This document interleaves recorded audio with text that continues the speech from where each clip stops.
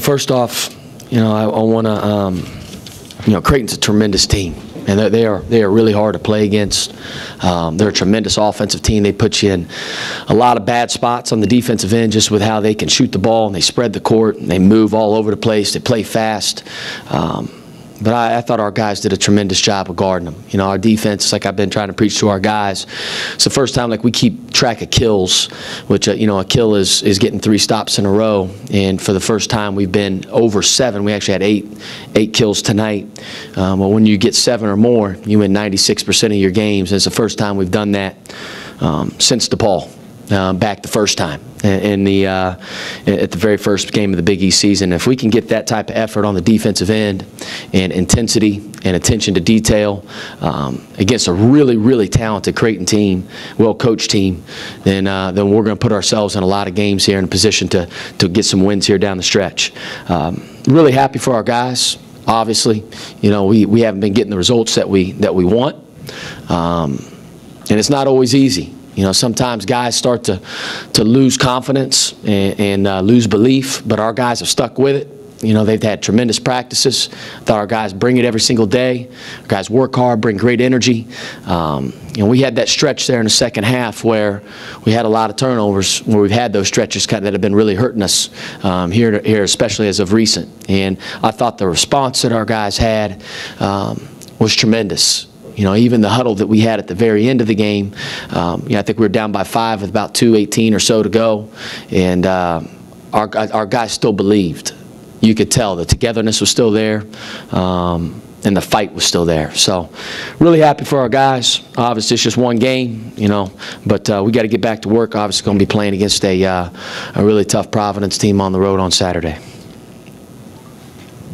Travis, with 1.7 seconds left, they have the ball. Was there any thought about fouling at that point? No, Shannon, the only reason being was because they were going to be in a catch and shoot situation. So if you're in a catch and shoot situation and their shoulders are already squared to the rim, we'd never foul. So we call that smack. That's our terminology for it. We practice that. We've practiced it several times. But being a 1.7, if you foul a guy that's in the act of shooting, obviously he'd get 3 free throws. So that's the only reason that we did not do that, especially when it's underneath out of bounds, which it was. A lot of times they get catch and shoots on those, which is tough to do.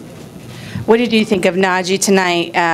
Career high 5 threes, and really had some clutch shots that were, huge for the game. He did. He stepped up, and he wants to win. And again, he's gotten a lot better. He's been working a lot with Coach Johnson on his shot, extra, just working on his footwork, working on his finish, and I'm proud of him, man. He stepped up. He did not second-guess himself at all. Huge offensive rebound by Tyreek on the kick out. He shot it again. He just missed one. I don't think Najee Marshall early on in the year would have taken that shot. He would have doubted himself, and he's playing with a lot of confidence right now. He's playing really well. I thought he made some really nice passes. I thought he was great on the defensive end. Man, he was everywhere basically Tyshawn Alexander was all night. He was his shadow. He made Tyshawn earn all of the points that he got.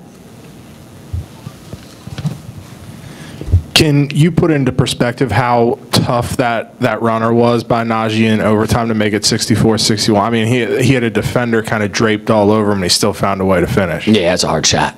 That was a hard shot. He made, again, good big-time players make plays, and he did that at the end of the game. He made a play. Sometimes it's not about the play, it's about players, and he stepped up. Proud of him. How nice is it to go in there and get to talk to your team after a win? I was happy for them, and again, like I said, really happy for our guys, and because it's hard. But to go through adversity like we have over the last 6 games, being on a 6-game losing streak, our guys responded. And again, then you had that weird moment there in the second half where we were really struggling at the beginning of the second half, and then our guys responded again. And again, I just want them to see the reap the benefits of what they've been doing every single day in practice, get rewarded for that. And because I think we've been doing the right things in practice. We've been working on decision making every single day, even though it wasn't pretty there for a while, whether it's on drive and kick situations, ball screen situations, our defense, and to see that get carried over, especially the defensive end against a top-notch offense like Creighton, man, like I said, that bodes really well for us in the future. Travis, you talked a lot Saturday night about making singles instead of home runs. Tonight, your team had 18 assists on 26 field goals made.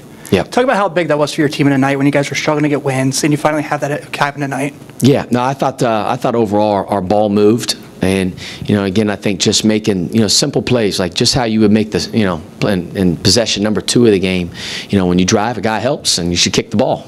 Like I don't care who that player is, you should just do what the game tells you to do. And I thought for the most part our guys did that. There's some, again, I'm going to go back and watch film. There's going to be some areas we still got to grow in that area in a big way. But, because that to me has been an Achilles heel for us. It's just decision making, and because we are a driving team, we are an inside-out team, and a team like Creighton, they're going to keep it really tight. They're going to put 5 guys in the paint. When we drive the ball, when we post it, they're going to post trap, and we have to be able to make the right basketball plays. And when we're giving our guys a green light to shoot. Listen, and I think that's why Najee didn't doubt himself at all there at the very end. He stepped up, knocked those things in. What a heck of a drive by Elias on the one possession. Went to Ryan Wellage, one more to Najee. I mean, that's how the game's supposed to be played. Paul Scruggs usually on the court at the end of the game today, not at the end of regulation or at all in overtime. Was it his turnovers that kept him on the bench? Yeah, and here's the thing I would say about Paul. Paul's obviously one of our better players. I believe in Paul. Paul is he's a great player. It wasn't his night. And the thing that I'll say about Paul, and this really, speaks to his character, Shannon, he didn't complain.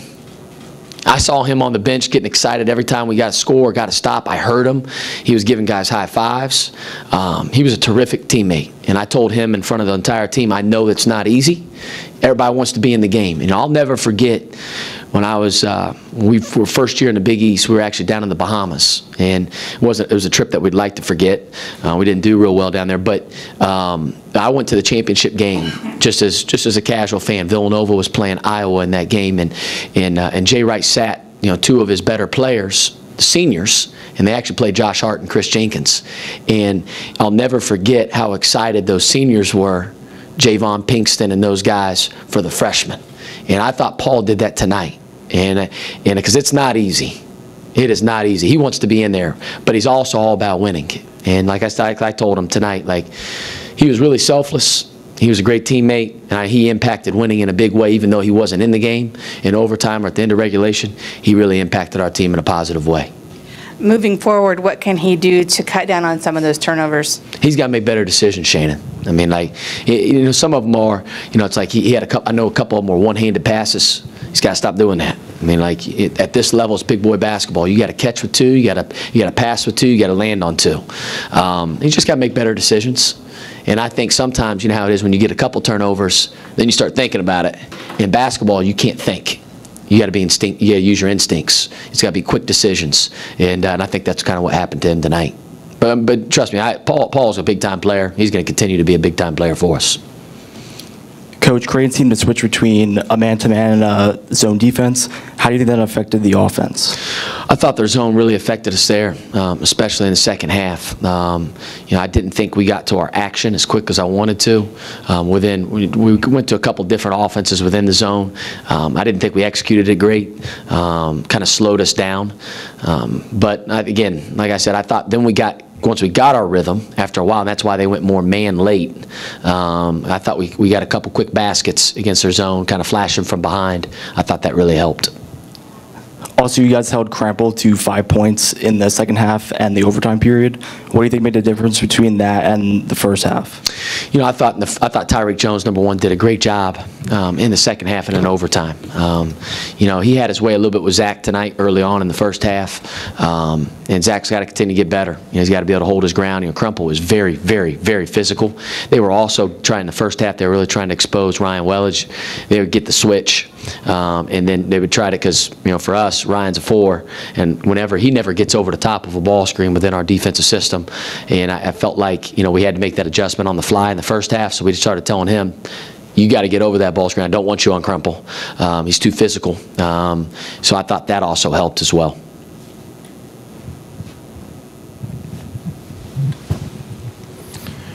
What was your state of mind like on when you saw Davion kind of drift out wide open in the corner there at the end and get a wide open look for 3? This. blank face, praying. I may have gotten down on one knee and prayed. You know, again, he's a terrific player. And you know, a lot of these games in the Big East are 50-50. It's about who can execute at the end of the games, right? And you know, again, we came out on the right side tonight, and it's like I told our guys, we got to earn the right, you know, moving forward against Providence as well. It's the same thing, and you got to earn it in practice, put ourselves in a position to win the game against a really good Providence team. But Creighton, they're a heck of a team, and they're hard to guard. I mean, they are so explosive. But he had a good, obviously a great look. You know, Kyle, I think, switched out on Tyreek because Tyreek got hung up. So Kyle took Crumple because he was going to be wide open in the ball side corner. Well, then Mintz kept on going all the way around, and Tyreek, you know, I didn't call a timeout because I didn't want McDermott to be able to draw up a play. He was out of timeouts. But obviously, I get it. The officials had to check the clock, even though the clock stayed the same at 1.7 seconds. And you know, because I'd have probably been doing the same thing. McDermott, hey, go check the clock if I was him as well. So, very fortunate.